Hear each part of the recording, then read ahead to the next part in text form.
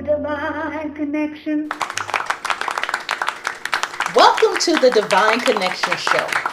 Divine connections are those associations or relationships that God has preordained for us.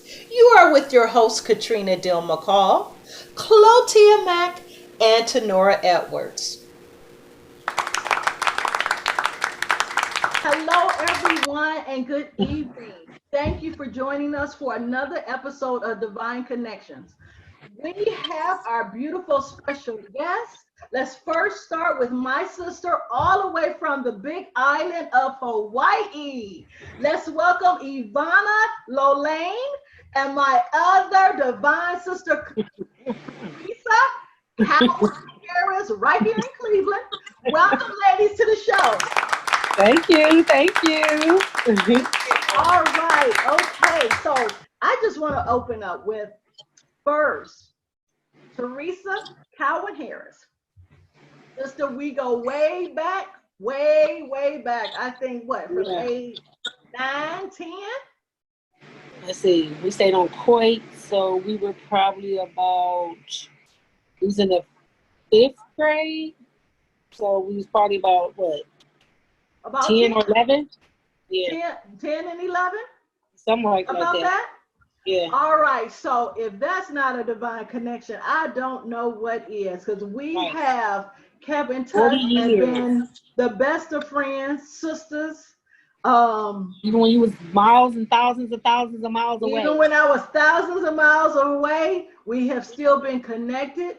We have been there when we our mothers have went on and transitioned into heaven. Yeah. We have been there, connected that way to get through that process. So, sister, I just want you to open up the show. Emotional part. Sharing your divine connected stories, because we have one, and then we'll move from there. Go ahead, Thresea. Go ahead, Thresea. I don't know where to start, Katrina. Well, we have been friends. We have been friends for a long time. You know, I think about when we were little and stuff like that, how we first met and how we was all friends and all the stuff. And then I think about some of the things, bad things I used to do. Because I used to be like, I was so mean. And my mama didn't raise me to be like that, but I was just mean. I just felt like I had to be mean. I mean, I shouldn't have felt like that because you was always nice to me, but I just felt like I had to be mean back to y'all. Like, I'll never forget that time when we was little and we all then fought each other. I'm like, I cannot believe, I felt bad afterwards. I mean, I don't know. I do regret that. I do. It's a lot of things in my life I regret, but that's another story. But I am thankful that God has led me back into your life. I mean, I hate, when you came back to Cleveland, when you sent me that text message and said, guess what? I was so ecstatic that you was coming back home after, like, how long, let's see, it had been 25 years. Yeah, 25 years. Yeah, because you left when my oldest daughter was my second daughter was just a couple days old, because I had a March 3rd, and then you left March 6th, 7th, somewhere like that. That same year, 1991? When I had married at that time and we left and moved to Germany. Yes. So that was in 91. And, like I said, I mean, I've been through some ups and some downs. I mean, I thank God that I got through them hard times, and I felt like it was hard. I mean, it was hard times, but, I was happy that I was able to find a church home. I had always been trying to look for a church home, and I had visited a lot of places, even though I was at this one church. Lord knows I can't even think of the name of it. That's so sad. But I was going, and then, like some days when I go, I'm like, how did she know? Just listening to the word from her. I'm like, it's just so ironic how the Lord, I guess it's like I'm wondering, how do they give them the word to preach out to somebody that might be going through what they're going through, and then it's like she hit it like I've talked to her. Yes. And she knows what's going through me. And I used to be just sitting there like, how do you know? How do you know? It's that divine connection to the Lord, honey. So, I mean, with that being said, so like I said, and then, then we, I don't know, just being around you gives me inspiration on how my life could be as far as relationships. And, like I'm saying, me and my husband, we go through our ups and our downs. Some days I'll be wanting to leave, but then I pray and I'm like, well, maybe this is just how it's meant to be for this little while. But then, it's just, I don't know if it's an excuse I'm trying to use. I don't think so, but it's hard when you love somebody to just walk out of their life. Mm-hmm. I don't know. Mm-hmm. But you keep giving it to the Lord. The Lord always. I mean, answers. I do, but then Mm-hmm. I do, but then I be like, and then I question it. Maybe that's what I need to learn to stop doing. I say I'm gonna give it to him, put it in his hands, and then maybe a couple days later, I'm like, well, knowing that who says that it's gonna be answered in 3 days? I'll be like a nervous wreck. I wanna go back when you mentioned in our childhood how you were so mean. I'm like, well, you know what? At that stage, it's I don't care what people say. It's rough growing up in Cleveland, Ohio. Listen, you can't be a punk. I want to say that. You cannot be a punk growing up in Cleveland, wasn't no Ohio. punk. Y'all three wanted to jump me, and I knew then. Lonnie was the tomboy. You was the little Miss Diva. Lady was in between. But listen. I just want to say, even though you feel that you were mean, I felt that you wasn't mean. And maybe that was why God had put us in each other's lives for a reason. We help balance each other, and the friendship and being there for one another all these years. He knew that we were going to need, something other than our sisters, because we have our biological sisters, but we also have this special bond and friendship as divine sisters as well. So right. Never feel that it was a regret. There's a lot of things that you go through life and choices that you make that don't pan out the way you want them to be. But I can say this, God will always put you back on track.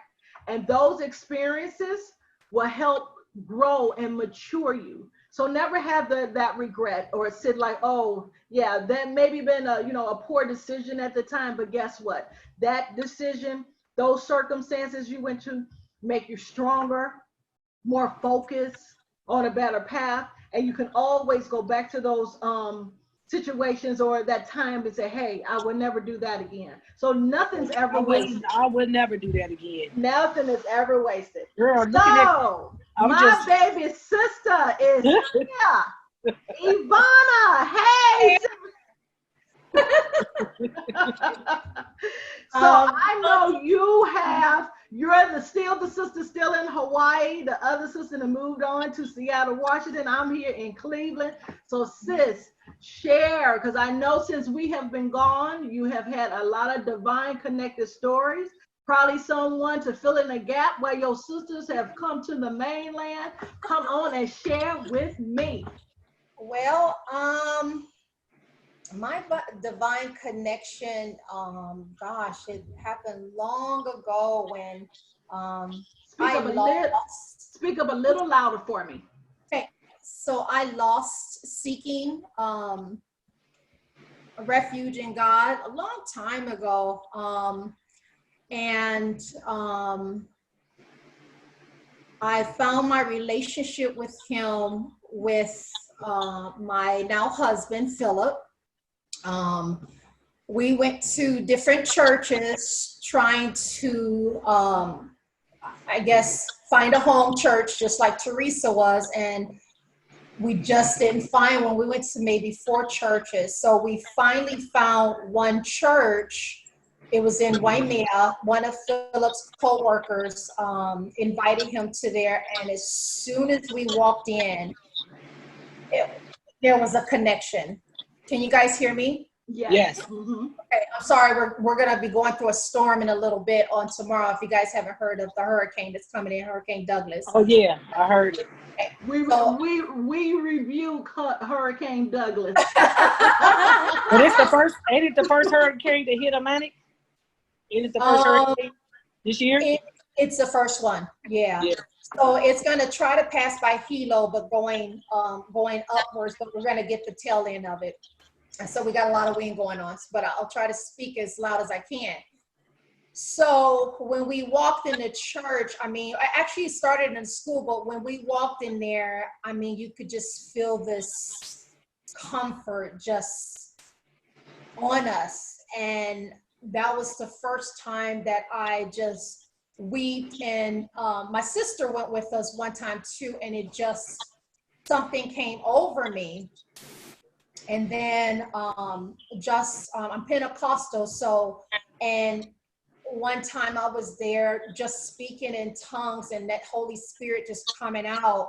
I mean, I just really felt a huge connection, but it's just his time for me has been flawless. I mean, his connection has just been flawless. My works that I go through every day have been flawless with him accompanying me. I think as long as you put him with everything that you're doing in your life and putting him first, it's perfect. It's what you never thought it would look like until it's happening. Mm-hmm. So I always tell people, don't try to find an understanding for what he's doing, because it's not for us to understand, it's for us to be obedient in his plan of what he's got for you. So I think that's where my divine connection comes in, just having that relationship, putting him in my life first and letting him lead has been a huge testimony in my life, you know. So, but yeah, and back to Teresa. I think you have, I don't know, you've never been mean. You've always been the second biggest sister to us, you know, and it was like a treat when you used to spend a night over at our house. It's like you pretty much lived with us.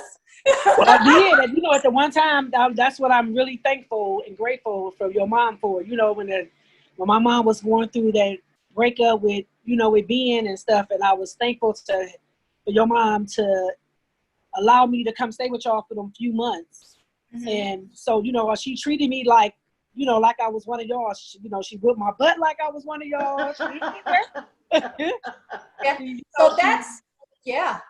So that's, that I would never forget it, and I will always be grateful to her for that, because, you know, what woman would take another woman's child in and treat her? I mean, you know, women do it, but I'm just saying, I didn't really know your mother. I mean, how many years have we passed?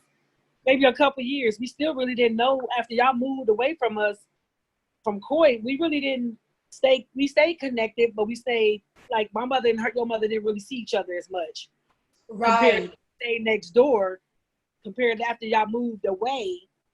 So, but you know, once, maybe because I was more connected with y'all, and maybe that's why it was easy for her to let me stay with your mom, and she felt comfortable let me do that. So, you know, I'll always be grateful to your mom for that. I just think it was already ordained. When God said he knew you when you were in your mother's womb, he knew. I mean, it's no surprise for him. He had already ordained our connection for life. He knew that we're going to days. Yes. He knew that, first of all, that and he's been pretty much, like you said, there from the beginning. You know, when me and my mom, I had got baptized at 14, and then you as well. We were all going to the Back same in Bethlehem. Yeah, so we got baptized together at 14. But it didn't mean. And then later in life, when I found a church home after being gone for so many years here, and I got baptized as an adult, 43. And then not too long ago, when me and you start going to the same church this time around, and you got baptized again, and then we were there for one another. So I just believe that it's been already written in our book of life that he has already ordained certain relationships, and as long as we stay connected to him, because that's the ultimate divine connection, that Right. we're going to stay on course. We're going to be connected to the people he has us connected to.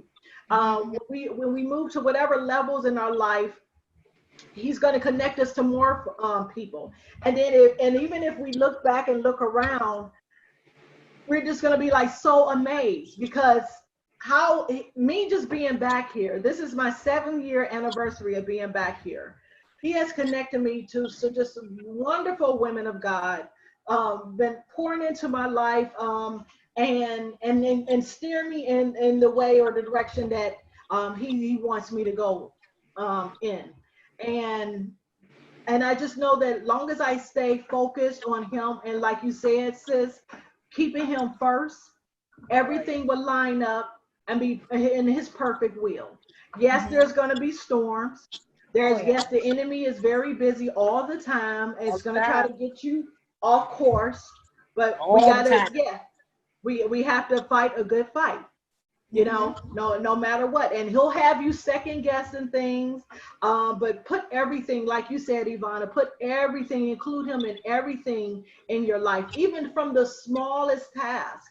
Put all that before him and let him bless it all, So yeah, he's just amazing. And then how, when you mentioned too how, or I believe it was Thresea, how he will speak to people to speak to you, to give you that message. I went to the 10th anniversary celebration of Jewels in His Crown. Wonderful woman of God, Donnell Williams. It's her ministry, all about, taking care of, people in shelters and homeless people, and feeding them and encouraging them and giving them the word of God. So they celebrated their 10th year anniversary today. And I went there, and her husband shared portions of his testimony, but also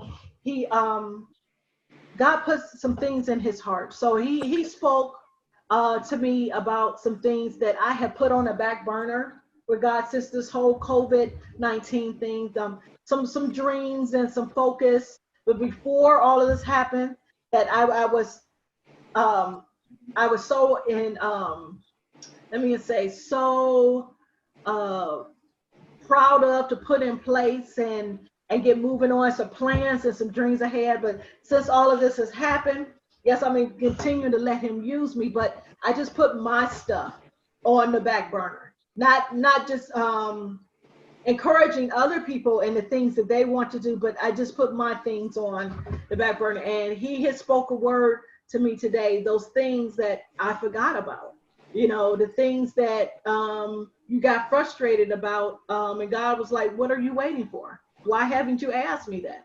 If you truly trusted me, I know I'm opening other doors, but even those things that you wanted, you can still ask me for those in that season. So I'm going to have to sit and get those things activated again. So when you mentioned, Thresea, in the beginning, that, sometimes that you feel like, okay, is it worth it? Do I leave? Do I do this? When the storms are coming, just keep seeking him, because he's always going to give you the answer. And it's times we're going to get frustrated. I was reminded that, yes, times I've been frustrated. It's like, well, Lord, how is this going to happen? Or when is this going to, happen? But he's like, I got you. I got you. With everything with the COVID, Yvonna, how's things on the Big Island? Everything's good on the Big Island. I mean, we have not too many cases. We've been having small cases. We're really huge, as you know, spread it out. But most of the cases are clustering over on Oahu. So right now, there's no movement of tourism because our governor, he pushed it back for another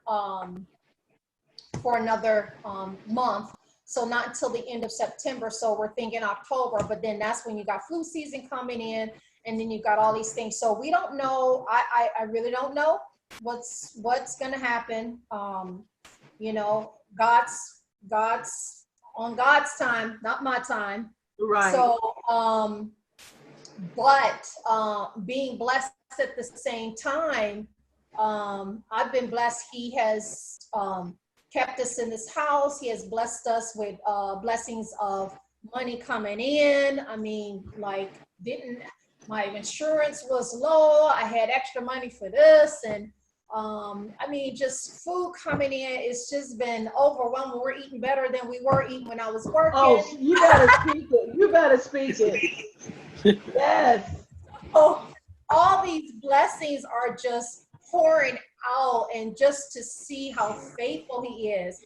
He never takes anything back. Once he's in it, and it's all in his victory, and his timing couldn't be more perfect because the job that I have now is temporary closed, you know, due to COVID, no tourism. But I got a message in my phone because they're doing the end of this whole employment, the $600 everybody's been getting. It's over on the 25th. So I got a call yesterday on the same. I don't want to mention the name because this is going on TV. The same company that I work for gave me a call and say, hey, we got this project going, and it's this and this and this, going to be the same amount in pay, and I start next week. And it's just like, wow. I mean, it couldn't be more perfect because he is perfect. Yes. You know, but it's just him being in my life has changed a lot of my thinking. You know, That's good. I used to be wild and out and about. My sister knows. Girl, we all been there. We all been there. When they first came, and it's not that it's slowed down, but it's helped me to control my tongue, you know, and it's helped me to be patient. Woo. I mean, patience is huge for my time right now, at the age that I am right now. Patience is huge, you know, and he's taught me how to be that, because I still have a teenager. I have a husband I've been with for 18 years. So I have another son that's just finished college, and he's not at home. So everything is just here and there, here and there, here and there. So for me to try to get everything in my mind, okay, what are you doing? What are you doing? I got to do this. I got to do that. But I need this. It's too much. So he's told me to slow down, just stand. And yeah, and he said, I will work this out for you. It's like, good morning. It's me, God. I'm going to go ahead and make your schedule for today. Yes. Oh, yeah, that's right. Yes. Well, I'll just sit here, drink my coffee, read your word, and then let's move, Jesus. Let's do this. You know? Yes. You know what? I am so thankful for this time of sitting still. I had asked for this, and God has delivered this. I am so glad this sitting still is even for my sisters here, because both of you are such workaholics. I thought I was busy. Y'all, you too? Very.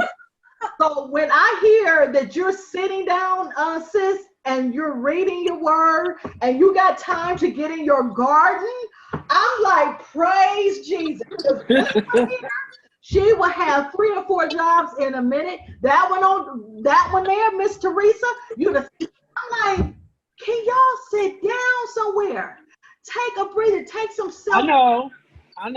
I've been told that so much. My one friend said, girl, do you ever sit down? I said, I do.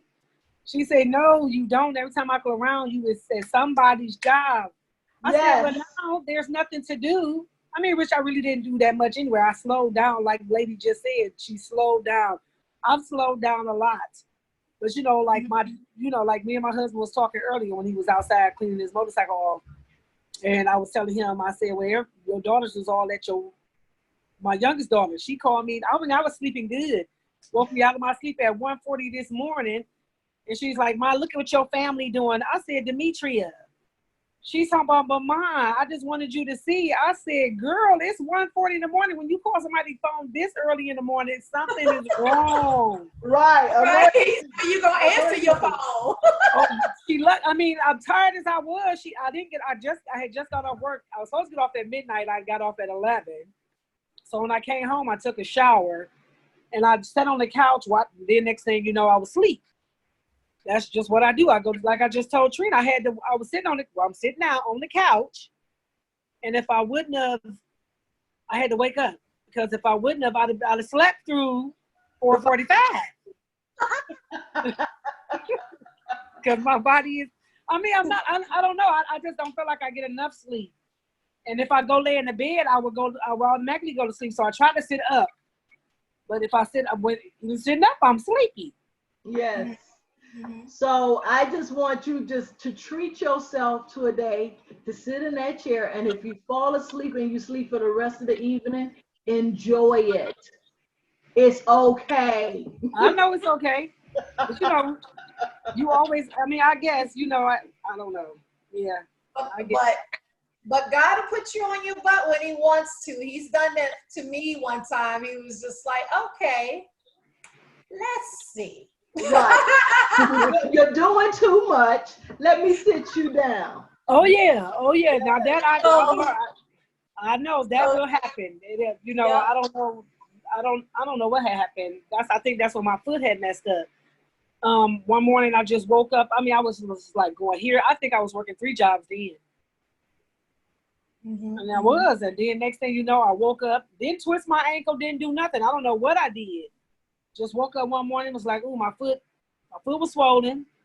I have high blood pressure, so I'm thinking that it was my blood pressure. So I'm like, okay, let me watch my salt intake, which I really don't eat salt that much anyway. I might eat a potato chip every blue moon, but I really don't add salt to my food and nothing like that. But anyway, to make a long story short, it went for a couple of days. The swelling was getting worse. So I said, oh, let me go to the doctor. So I wound up going through the emergency room because I couldn't get an appointment with the doctor. I wound up having I had a sprained tendon in my ankle. 6 months. Yeah, that'll sit you down. That'll slow you down. Listen. A lot of jobs don't want you. It's what is it? I got that boot on my foot. So it's like a liability. It's a risk, yeah. Yeah. So I was able to go to my full-time job, but the other 2 I couldn't do full-time. Well, not full-time, part-time, whatever. It was like maybe one day here, one day there, but not all the hours I was working. So I knew I had to slow down then. So I pretty much slowed down. But then with the COVID-19, I let one job go. So now I'm down to 2. All right, that's good.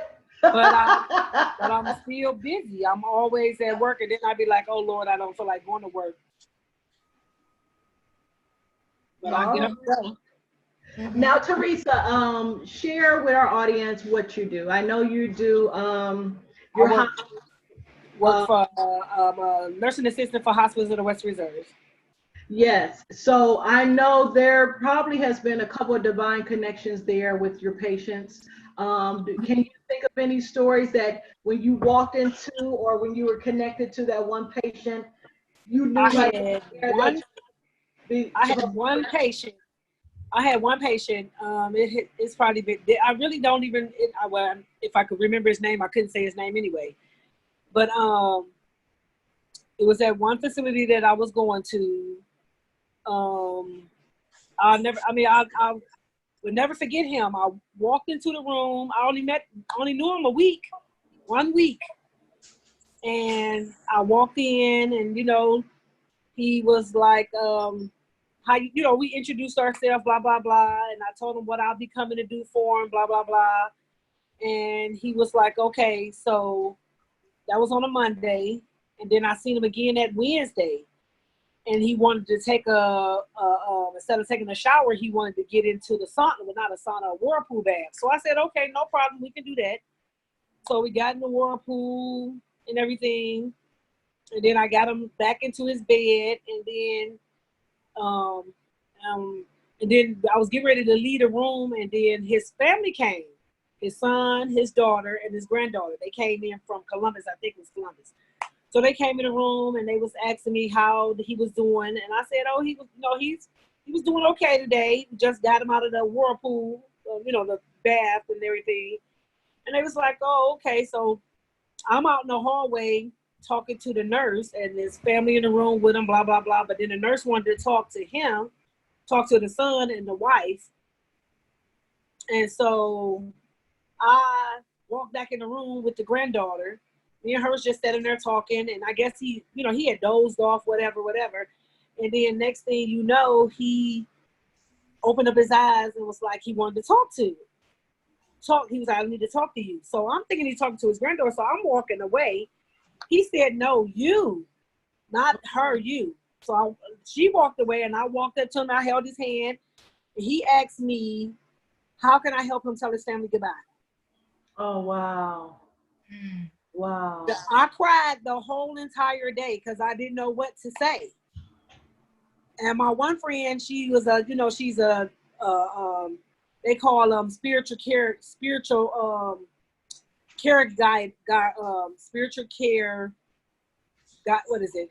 Like a guidance or whatever. So she was like, well, maybe it wasn't maybe he didn't want you to tell. Maybe he didn't need you to tell him what to do. Maybe he just needed to get it off his chest. Yes. As far as so I didn't say nothing because I didn't know what to say. I just held his hand and looked out in the hallway like, please come on back in the room. I get very nervous but to me, he wasn't like actively dying or nothing like that. He was doing okay. And that was on Wednesday. He died Friday. Wow. So I don't know if he even got a chance to say, I don't know if he even got a chance because I didn't see him again to that Friday. And he died Friday. Yeah. Oh, wow. That was hard. You meet a lot of interesting people working for hospice. Some good, some bad, some mean, some not. But when I go take care of my patients, I treat them like they're one of my own. I don't, you can call me any name in the world. That don't bother me because it's, it doesn't. But, you have, but like I was just saying to I don't know if I was telling I was telling my husband this. I said, if my mama was still alive today, and she wasn't really sick, but if she was still here and I couldn't go into the nursing home, yeah. Oh no, I would have had to bring her home. Some kind of way, I would have had to bring her home. That was not gonna fly. You gonna tell me I gotta talk to my mama through a window? No. Right. My mama was disobedient anyway, Trina. Girl, she would go to dialysis from the nursing home and wind up at my house. Yeah. They'll call me and be like, "Do you got your mama?" I'll be like, yeah. I'm like, Ma, you cannot do that. You cannot just come from dialysis to my house. You have to go back to the nursing home. She was like, right. You'll take me back when I feel like going back. Right. So, yeah, hospice is working with the elderly is very, very hard. I just tell people to treat people the way you want to be treating everybody. I mean, tomorrow's not promised to nobody. The next minute is not promised to nobody. You just treat people with the utmost respect, because the way you want to be treated, because you don't know how your old gonna look like. Yes. What your old gonna look like? Yes. I just say it that way.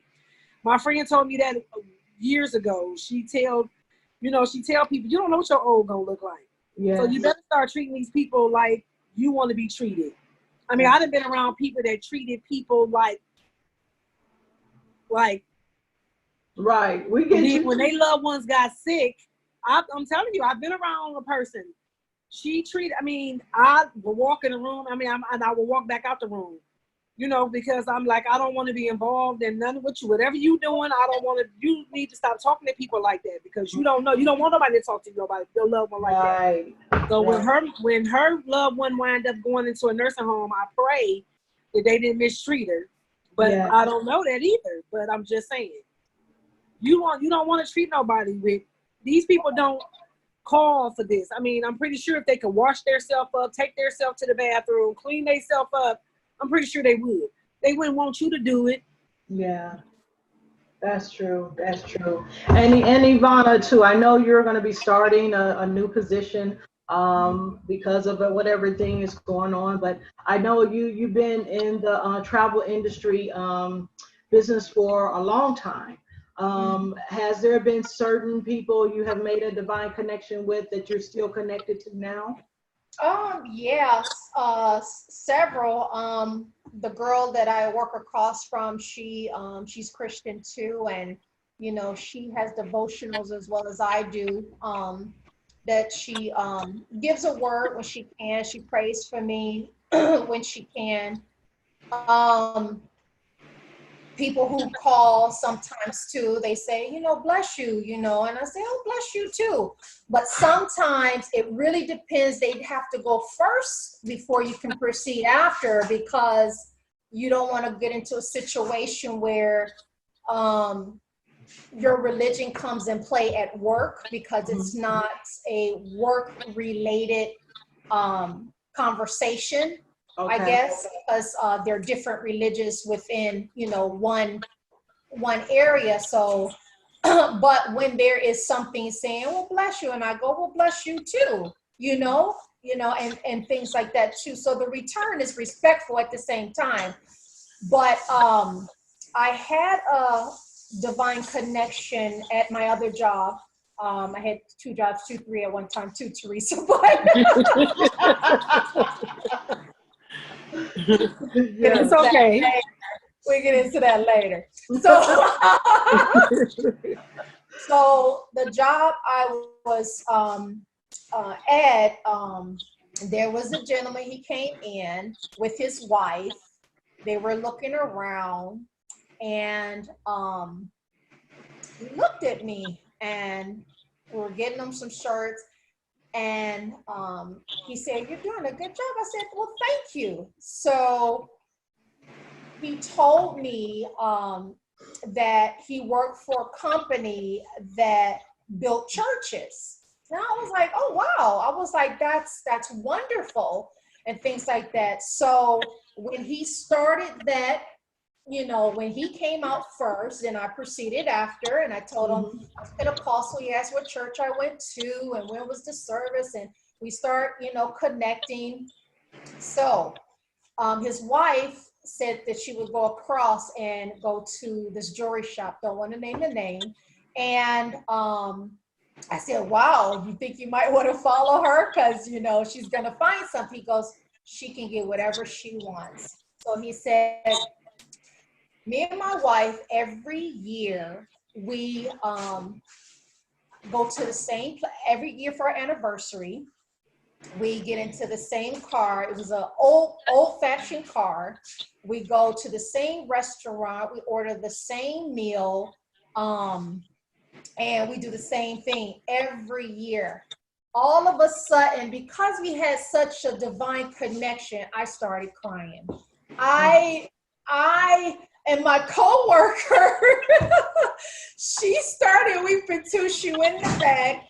I started crying. There's another guest looking at me, and he just stood there too. And so the older guy, he just looked at me, and he watched me. He just watched me weep. And I said, oh my gosh, I said, I can't believe you said that, because the way it felt was though he was showing the love of God through himself. Oh, You that's know? good.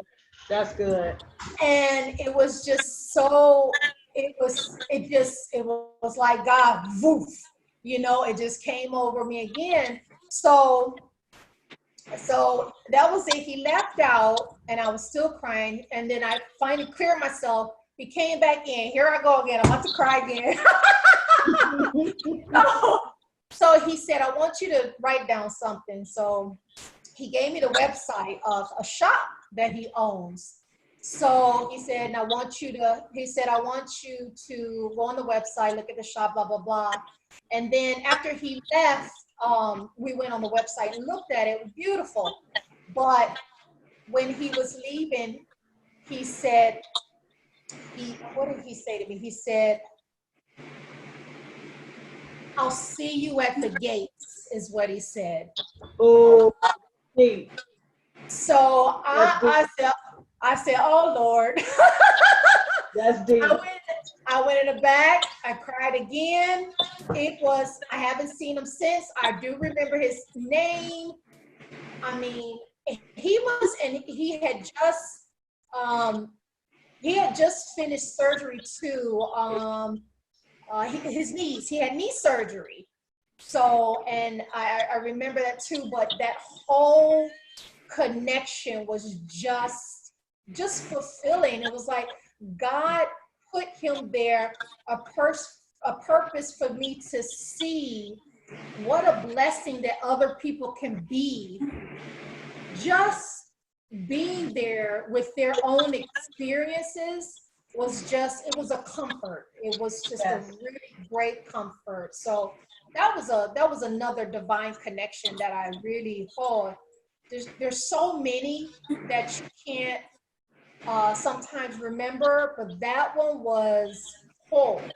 It was, those ones that just fall on you are the ones that keeps you going because you remember that.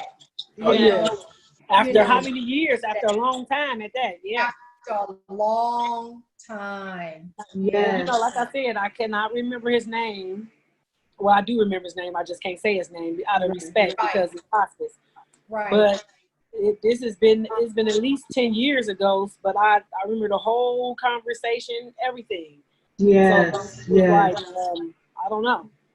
And you never, there's never like a time limit. Only God knows the time limit of that connection. It can be brief and just passing. It could just be a few minutes in your day, or they can be lifetime connections. But you said a key thing, Yvonna, is that you saw God through his eyes, his speech, his presence, and it was encouraging you because whatever was going on in your life it was encouraging to keep going.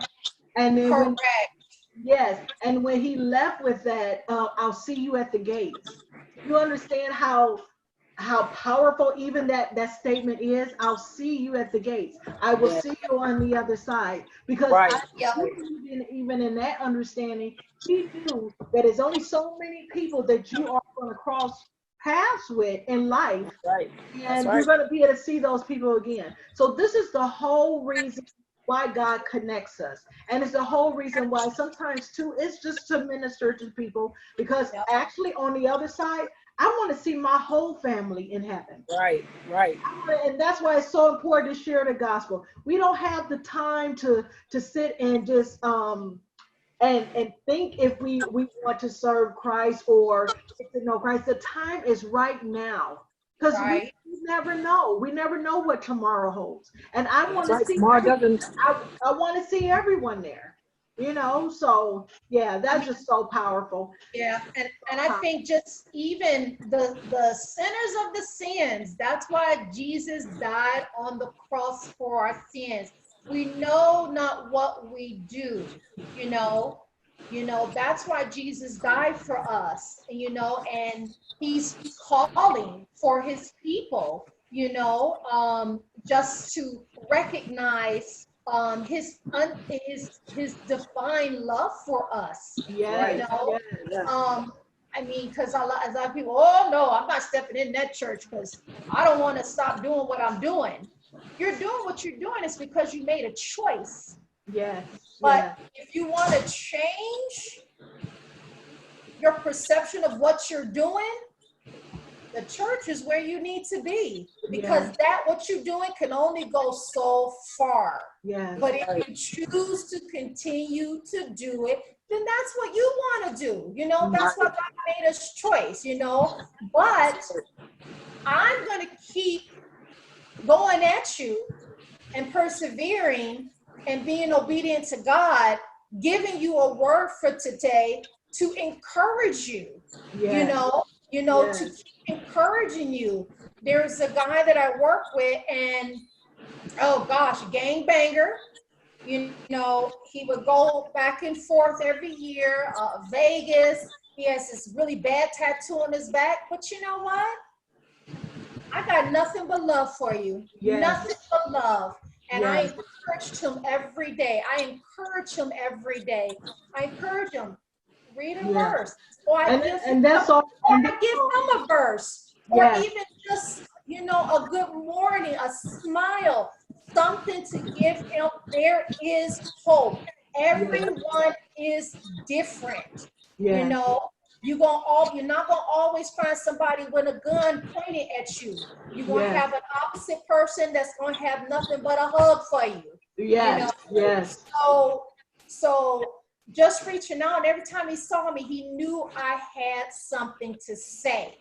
And I'm gonna continue it, and I'm gonna press on to it. And as long as I plant that mustard seed, that's all I need to do. If you want to hear the word, great.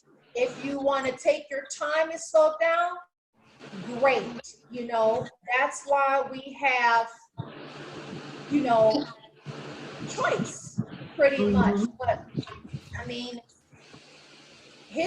like I said, his time is perfect. He puts you in front of people. You have no idea why you're there. You have no idea what you're going to say. It comes out and you be like, what did I just say? Right. Like, thank you, Lord, for using me. Sometimes you don't even remember what you just said. That's what I said. That's what I just said. Again, that's where your understanding, it's not for you to understand. It's for the Holy Spirit to use you, to speak through you, to connect you and get his word out. Amen. Right? Amen. So, Exactly. Well, my sisters, we are just about out of time. I'd like to leave the viewers with a word of encouragement. I want to start with you, Teresa. What would you like to share with our viewers? An encouraging word. Just one word? Or however many words you want to use. As like Lady just said, just let God in your life. Let him in your life. Don't try to understand. Just take it. Just take it as it is. All right. Yvonna? Well, I just want to encourage, I don't know, I do this a lot. God just gives me just a word. So I just wanted to do Psalms 145. Okay. Start with verse 3 and go down to 7. It says, great is the Lord and the most worthy of praise. His greatness no one can fathom. One generation will command your works to another. They will tell of your mighty acts. They will speak of the glorious splendor of your majesty, and I will meditate on your your wonderful works. They will tell of the power of your awesome works, and I will proclaim your great deeds. They will celebrate your abundant goodness and joyfully sing of your righteousness. Amen. I just want to leave that for encouragement. All right, all right. And I just want to add to that I had mentioned this before. You don't have to be the perfect person to come to Jesus. That's right. You don't have to have a certain, level or status to come to Jesus. Life, right. That's Um, right. God is for everyone, That's because right. everyone is for God. Accept them. So just allow him in, and even this is the time right now. While the doors are open, this is the time right now. So go ahead and allow him in your life. It's okay, because you're not really living anyway. You're only really living when you allow the Lord in your life. That's All right, ladies, I'd like to thank you. Aloha, Miss Yvonna, all the way from Hawaii. And my sister Teresa, I'm so glad that I caught you on the day that you're at home sitting down. Thank you, Jesus. Thank you, Lord. Whatever. All right, ladies, thank you so much for taking the time to come on the show tonight. And Okie dokie. you have a Thank you wonderful, for having me. you're welcome. for having Wonderful, me. blessed rest of the week, okay? Okay. I love you, Mom. Love Love, you guys. virtual hugs. All right, I'll see you later. Oh, what Bye-bye. happened?